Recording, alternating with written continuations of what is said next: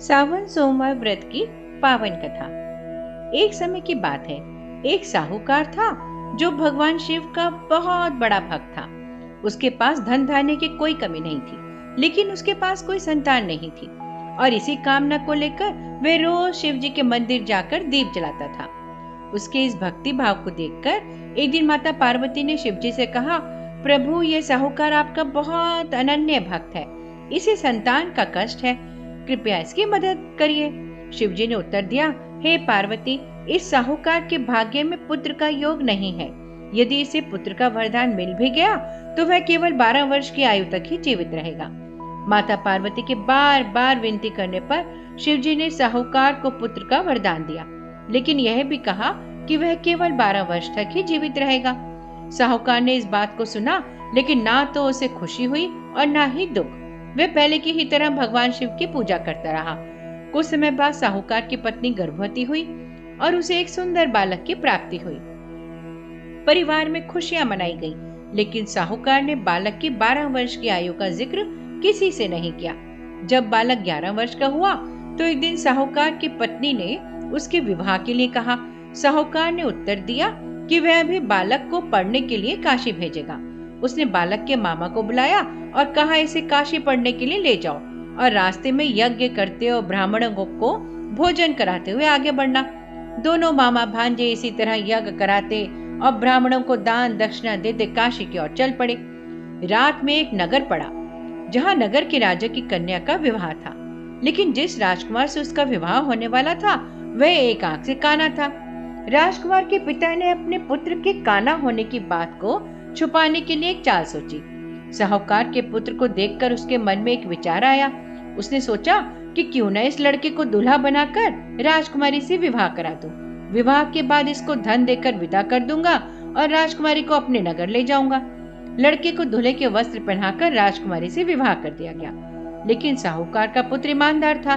उसे यह बात बिल्कुल भी अच्छी नहीं लगी। उसने अवसर पाकर राजकुमारी की चुन्नी के पल्ले पर लिखा कि तुम्हारी विवाह तो मेरे साथ हुआ है, लेकिन जिस राजकुमार के संग तुम्हें भेजा जाएगा वह एक आंख से काना है।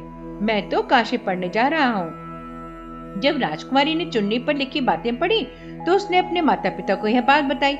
राजा ने अपनी पुत्री को विदा नहीं किया, जिससे बारात वापस चली गई। दूसरी ओर साहूकार का लड़का और उसका मामा काशी पहुंचे और वहां जाकर उन्होंने यज्ञ किया। जिस दिन लड़के की आयु 12 साल की हुई उसी दिन यज्ञ रखा गया। लड़के ने अपने मामा से कहा कि मेरी तबीयत कुछ ठीक नहीं लग रही है। मामा ने कहा कि तुम अंदर जाकर सो जाओ।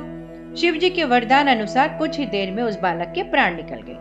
मृत भांजे को देखकर उसके मामा ने विलाप शुरू किया। संयोगवश उसी समय शिवजी और माता पार्वती उधर से जा रहे थे। पार्वती ने भगवान से कहा, स्वामी, मुझे इसके रोने का स्वर सहन नहीं हो रहा, आप इस व्यक्ति के कष्ट को अवश्य दूर करें। जब शिवजी मृत बालक के समीप गए तो वह बोले कि यह तो उसी साहूकार का पुत्र है जिसे मैंने 12 वर्ष की आयु का वरदान दिया था। अब इसकी आयु पूरी हो चुकी है। लेकिन मातृभाव से विभोर माता पार्वती ने कहा कि हे महादेव, आप इस बालक को और आयु देने की कृपा करें, अन्यथा इसके वियोग में इसके माता पिता भी तड़प तड़प कर मर जाएंगे। माता पार्वती के आग्रह पर भगवान शिव ने उस लड़के को जीवित होने का वरदान दे दिया। शिव जी की कृपा से वह लड़का जीवित हो गया। शिक्षा समाप्त करके लड़का मामा के साथ अपने नगर की ओर चल दिया। दोनों चलते हुए उसी नगर में पहुंचे जहां उसका विवाह हुआ था। उस नगर में भी उन्होंने यज्ञ का आयोजन किया। उस लड़के के ससुर ने उसे पहचान लिया और महल में ले जाकर उसकी खातिरदारी की और अपनी पुत्री को उसके साथ विदा किया। इधर साहूकार और उसकी पत्नी भूखे प्यासे रहकर बेटे की प्रतीक्षा कर रहे थे।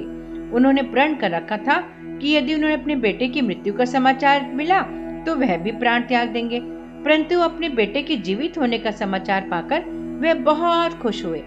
उसी रात भगवान शिव ने व्यापारी के स्वप्न में आकर कहा कि हे श्रेष्ठी, मैंने तेरे सोमवार के व्रत करने और व्रत कथा सुनने से प्रसन्न होकर तेरे पुत्र को लंबी आयु प्रदान की है।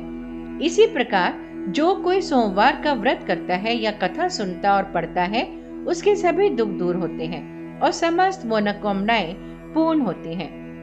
इस पावन कथा को श्रवण करने से सुनने से समस्त कष्ट दूर होते हैं और भक्तों की मनोकामनाएं पूर्ण होती हैं। इस कथा को सुनकर और व्रत करके भगवान शिव और माता पार्वती की कृपा प्राप्त होती है, जिससे जीवन में सुख, शांति और समृद्धि आती है। ओम नमः शिवाय।